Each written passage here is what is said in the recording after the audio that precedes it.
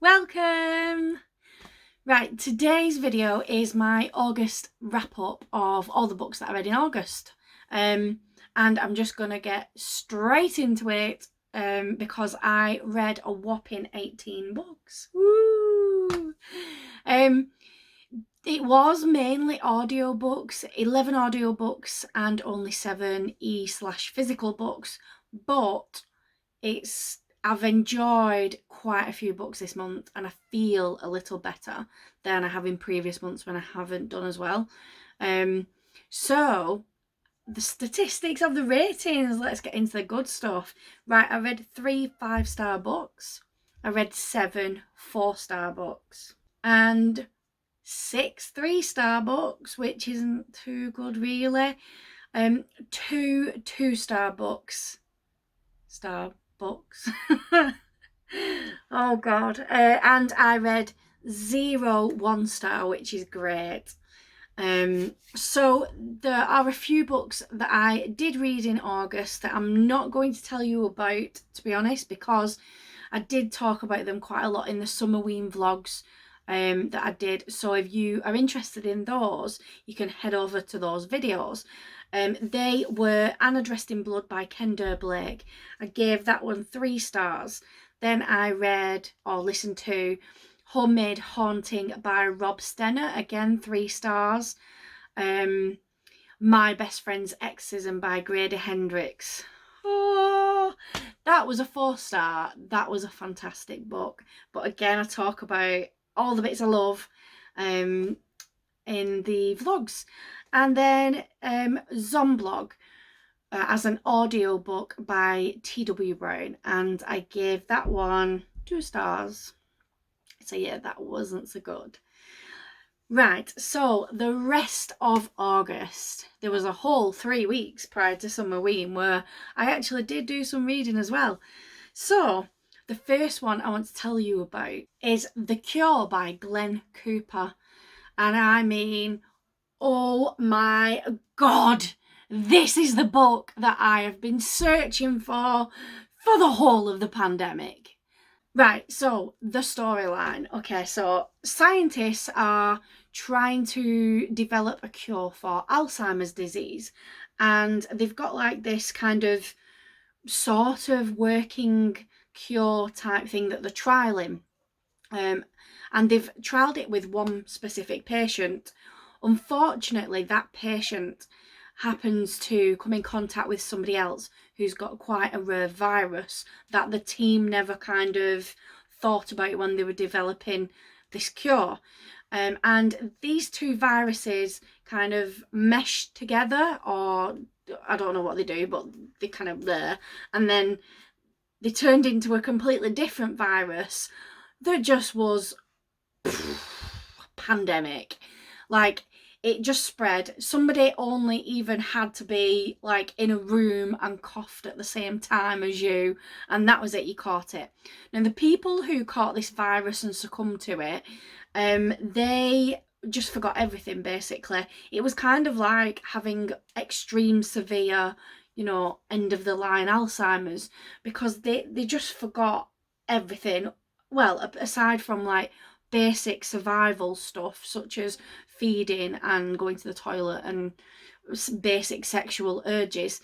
So you've got like millions of people across the world. I think it was something like 80% of all people would succumb to the virus, and there was only 20% of the population across the world that had some kind of natural immunity. And it was like very rapid. It hits you, and within a few days, that's it. You forgot everything basically. And one of the researchers realizes that he actually has half of the cure for this new virus from previous work he's done. And he knows that he's got a colleague on the other side of America who happens to have some kind of vector or the other half of what he needs to create the cure. So he has to take this road trip across America And obviously it's full of just chaos because they're meeting other survivors who aren't always nice people.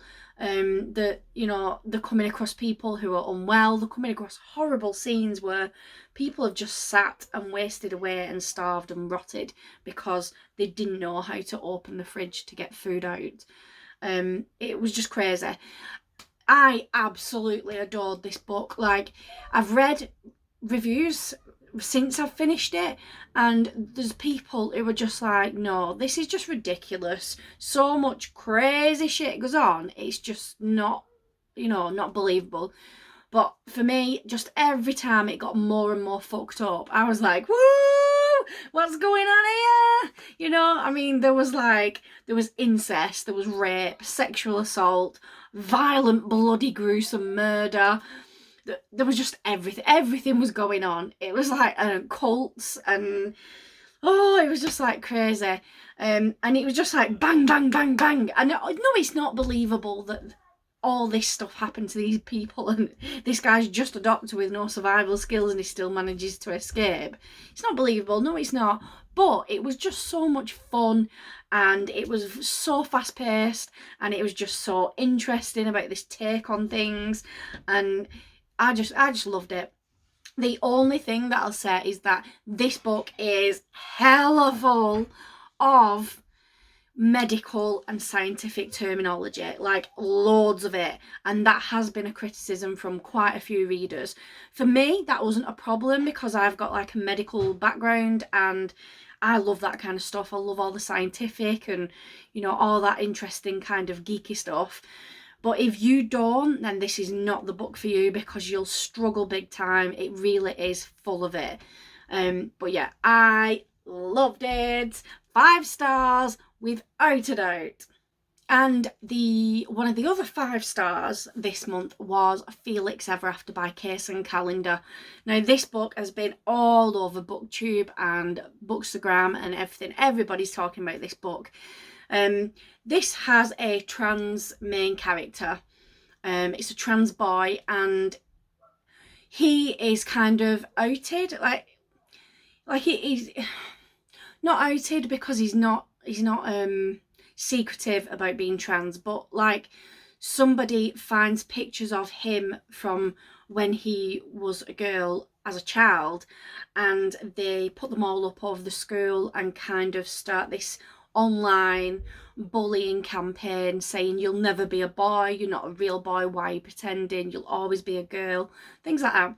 So it's kind of about this boy's relationships with his peers at school and how he deals with this bullying, and it was incredible. I really loved this book. There's a lot of raw emotion into it, and I know it's been super hyped by everybody who reads it, and it really does deserve that hype.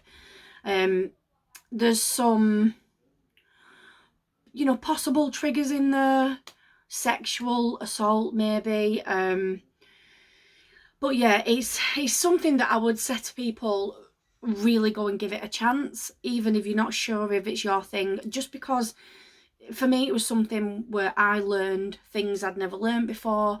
I learned new terms with regards to sexuality and gender identity, and then I was then able to go and like research those myself. So even though it's just a fiction book and it's just a story, I think it's just really valuable anyway. I really loved it.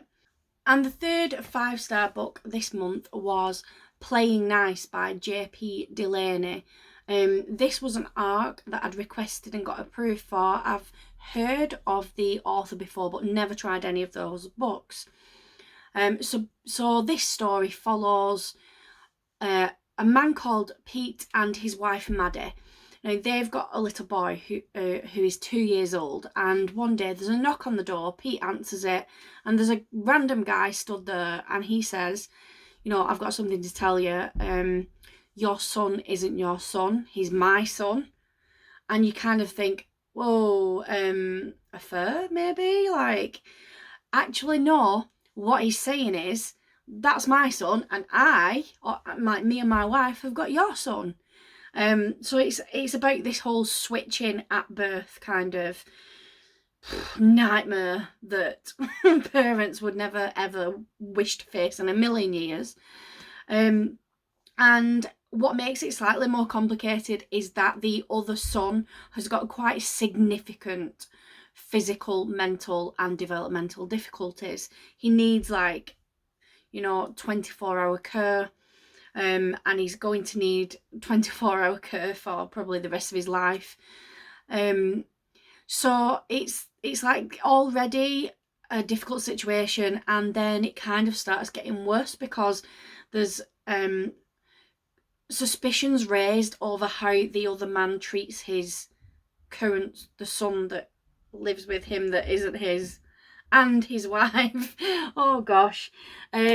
Yeah, and then there's like kind of financial stuff involved because the other family is super rich and the first family is just, your average Joe.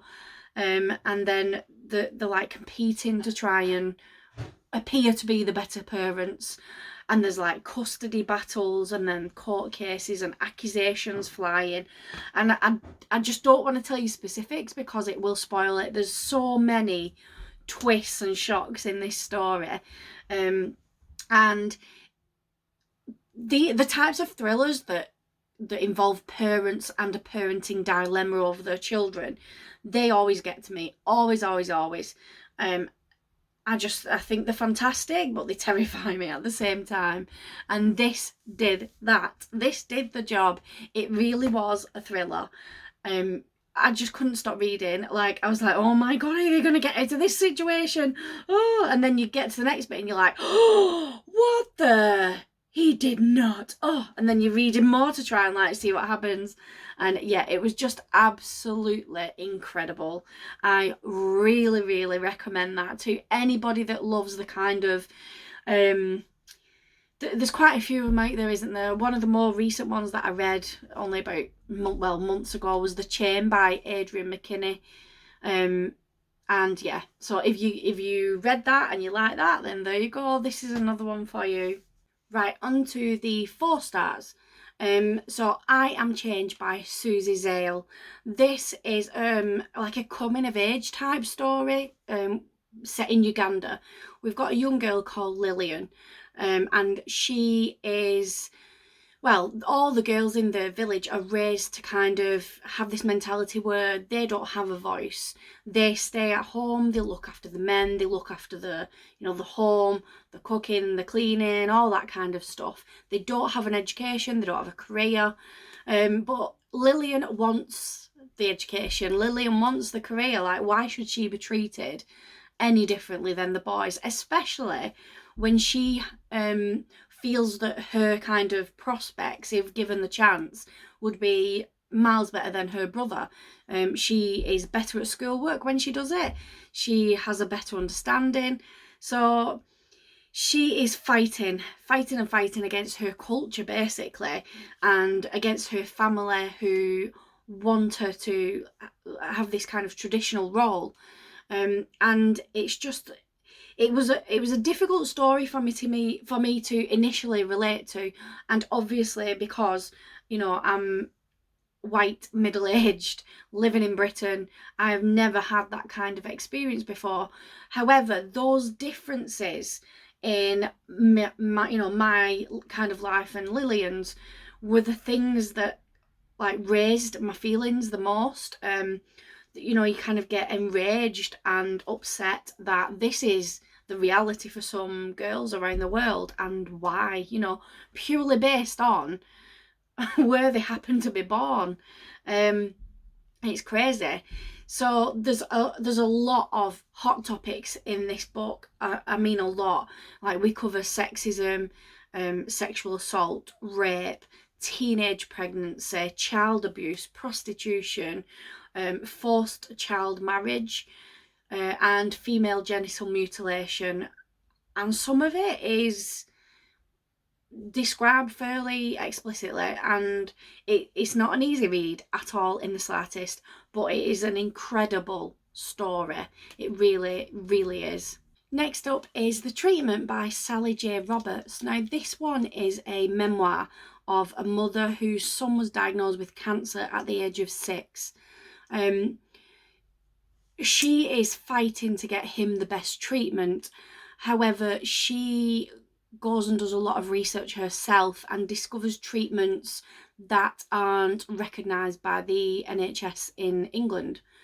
And there's treatments that are like quite holistic and are just not recognised medically at all.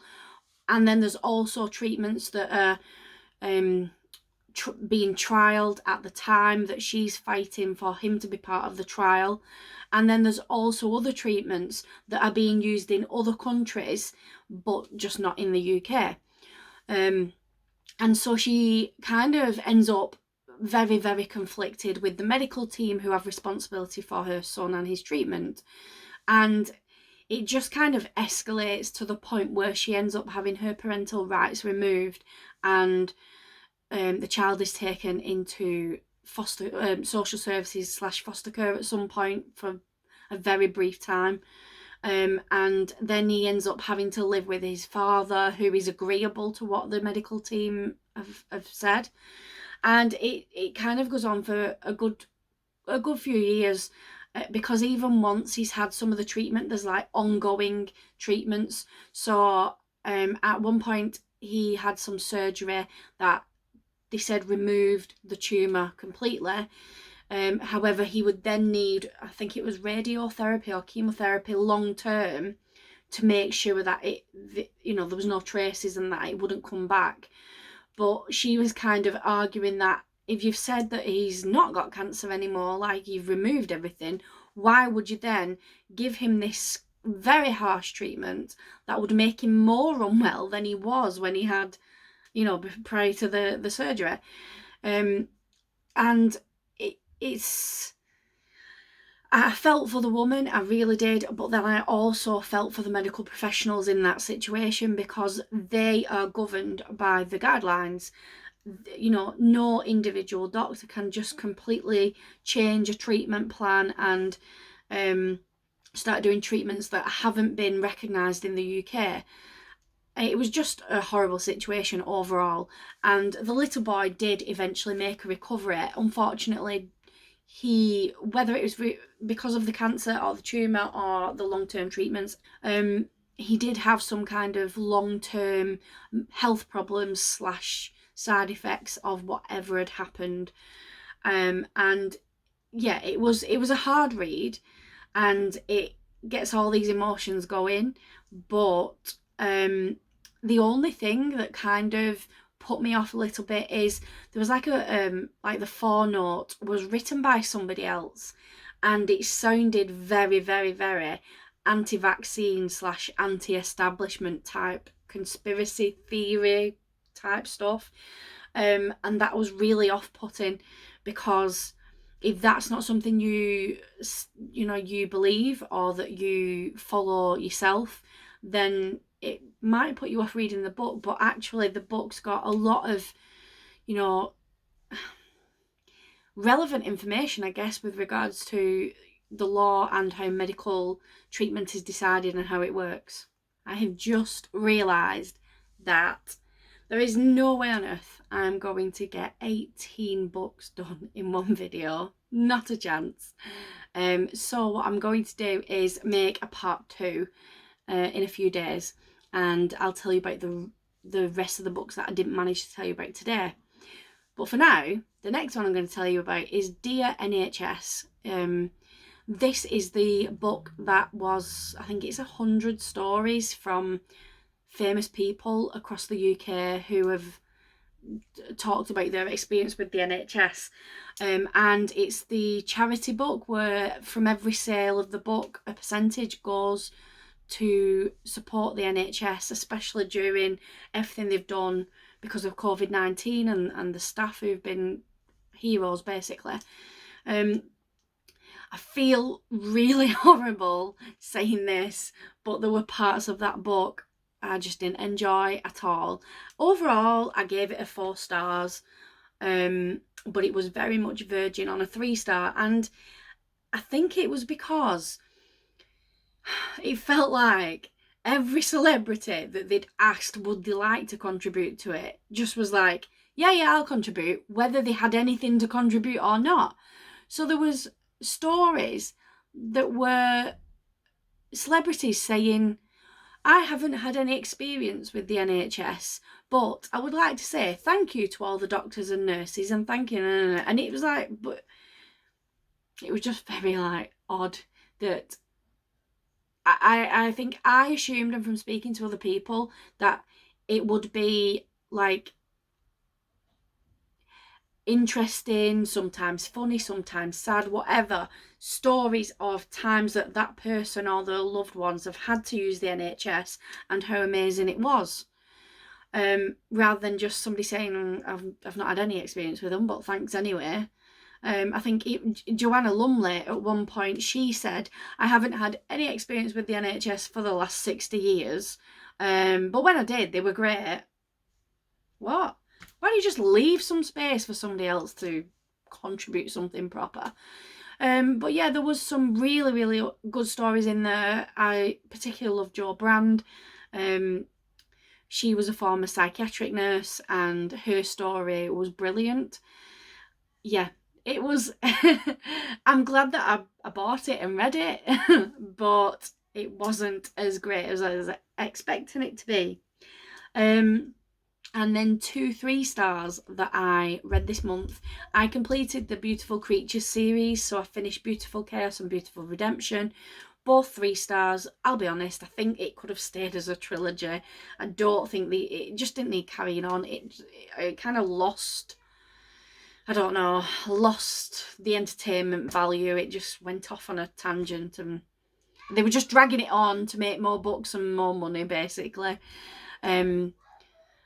So that is half, roughly, of all the books that I read in August, and I will see you in a few days with the second part with all the rest of them. Bye.